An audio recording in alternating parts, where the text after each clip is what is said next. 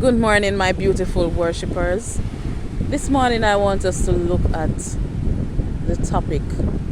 Our battles are more spiritual than they are physical.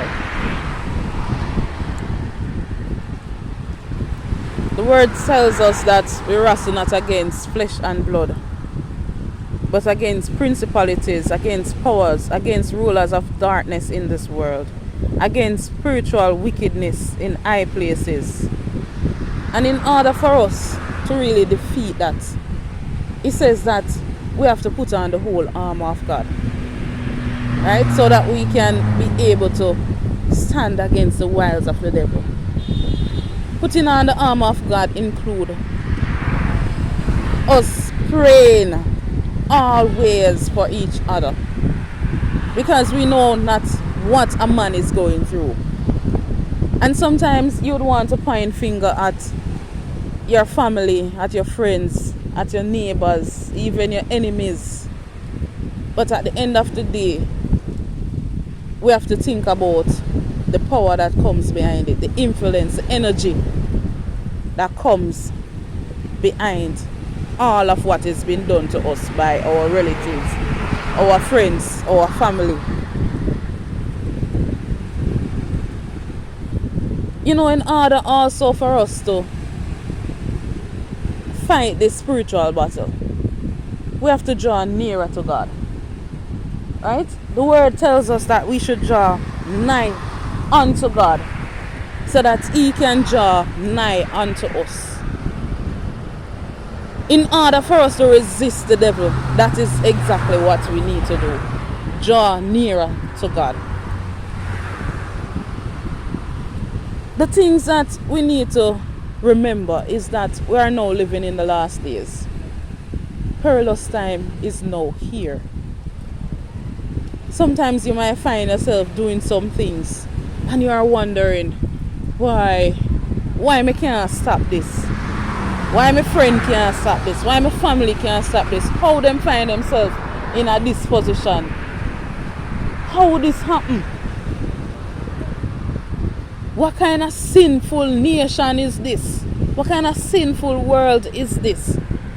But we need to remember that the battle is more spiritual than it is physical.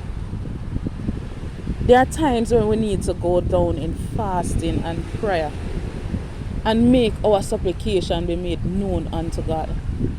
Pour our hearts out so that we can be able to get over some of these demons that have us bound. Remember when the disciples went out and they tried to cast out the demon out of the dumb individual and weren't successful. When they saw Jesus did it, they asked him, why weren't we able to do that? And he says that because the faith was weak. He also went on to telling them that some things has to be done through fasting and prayer. So right there and then we see that some things that we're struggling with, we feel like, probably we need to change our lifestyle, we need to drop off some friends, we need to this, we need to that. Maybe that is a part of it also. But we also need to examine the spiritual aspect of the situation. If we have tried everything that we could have in our power and we see we have failed, then it is now time to look into it dearly and see that, there's more that we need to do. And maybe this is one of the instances when it's only through fasting that we will be successful. Let us examine ourselves also to ensure that the sins of the end time does not catch up with us. We do not find ourselves doing these things.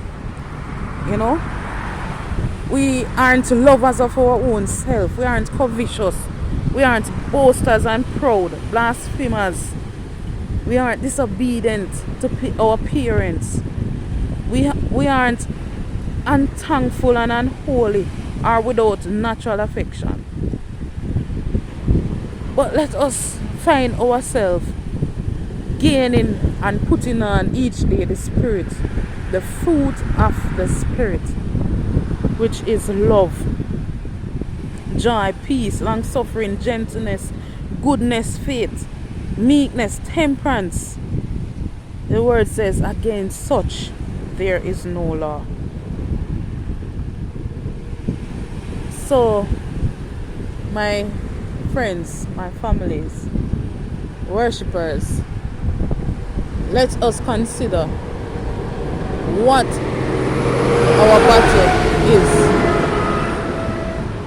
and who is helping us fighting our battles.